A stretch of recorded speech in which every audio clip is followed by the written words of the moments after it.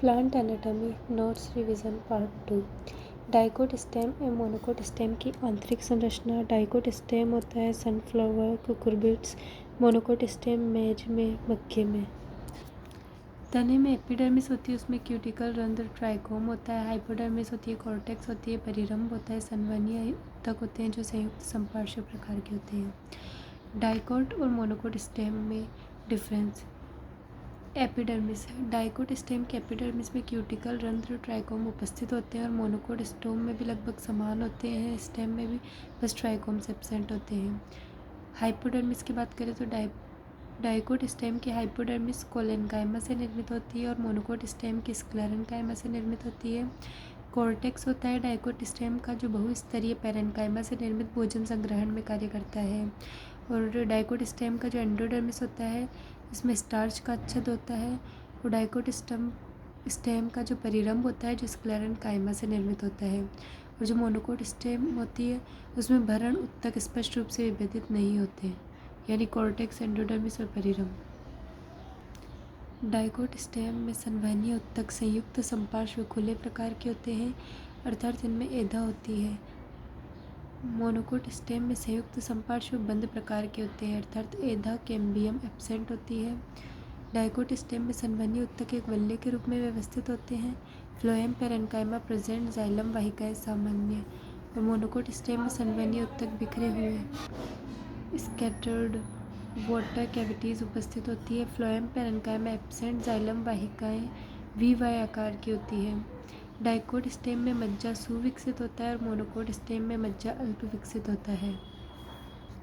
Dicot stem और monocot stem के structure में सबसे पहले होती है डाइकोट स्टेम में एपिडर्मिस, फिर होता है परिरंभ, एपिडर्मिस, हाइपोडर्मिस, फिर होता है कॉर्टेक्स, फिर परिरंभ, फिर मज्जा किरणें, एंडोडर्मिस, परिरंभ, मज्जा किरणें, ट्राइकोम्स। मोनोकोट स्टेम में एपिडर्मिस होता है, हाइपोडर्मिस होता है, भरण ऊतक स्पष्ट होता नहीं है, बिखरे हुए संवहनीय ऊतक होते हैं।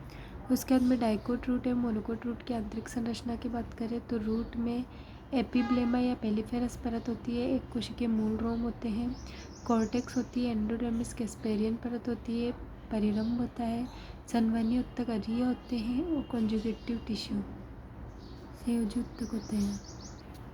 डाइकोट रूट है। मोनोकोट रूट में डिफरेंस।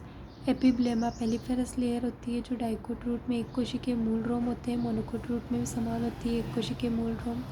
कॉर्टेक्स होता है डाइकोट रूट में बहुस्तरीय पैरेन्काइमा कोशिकाओं से निर्मित होता है, भोजन संग्रहण में कार्य करता है और मोनोकोट रूट में भी सेम कार्य करता है। एंडोडर्मिस होती है जो डाइकोट स्टेम में कैस्पेरियन परत में प्रेजेंट होती है और मोनोकोट रूट में भी समान होती है। परिरंभ दो कार्य करता है, पार्श्व मूलों की उत्पत्ति और द्वितीय वृद्धि। डाइकोट रूट में परिरंभ दो कार्य करता है, पार्श्व मूलों की उत्पत्ति में और द्वितीय वृद्धि में, और मोनोकोट रूट में एक ही कार्य करता है, पार्श्व मूलों की उत्पत्ति में, द्वितीय वृद्धि एब्सेंट होती है। डाइकोट रूट में संवहनीय ऊतक अरीय, संवहनीय एधा द्वितीय वृद्धि के दौरान निर्मित होती है। मोनोकोट रूट में भी संवहनीय ऊतक अरीय होती है, संवहनीय एधा का निर्माण नहीं होता है। डाइकोट रूट में जाइलम संवहनीय पुल 2 से 6 की संख्या में होते हैं, डायक्टो हेक्सार्क। मोनोकोट रूट में 6 से अधिक होते हैं, पोलियार्क। मज्जा डाइकोट रूट में अल्प विकसित होती है और मोनोकोट रूट में सुविकसित होती है। मज्जा सुविकसित होता है डाइकोट स्टेम में, मोनोकोट रूट में। इसे याद करने की trick dance more. Dicot stem, monocot root.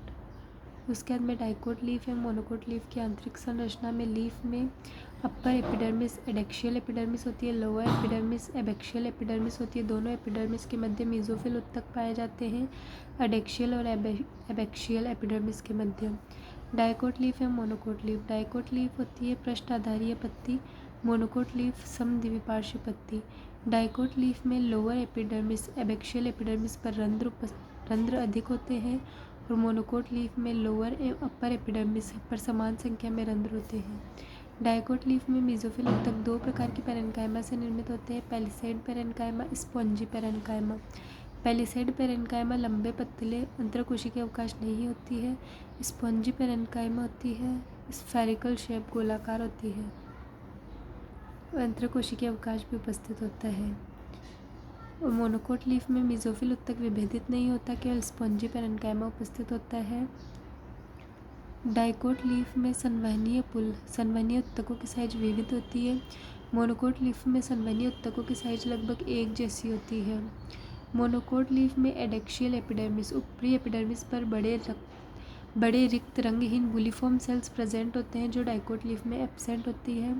Bulliform sales जल होने पर स्फीत पत्तियों का क्षेत्रफल अधिक, जल न होने पर शिथिल पत्तियां कर्ल हो जाती है, वाष्पोत्सर्जन दर कम हो जाती है।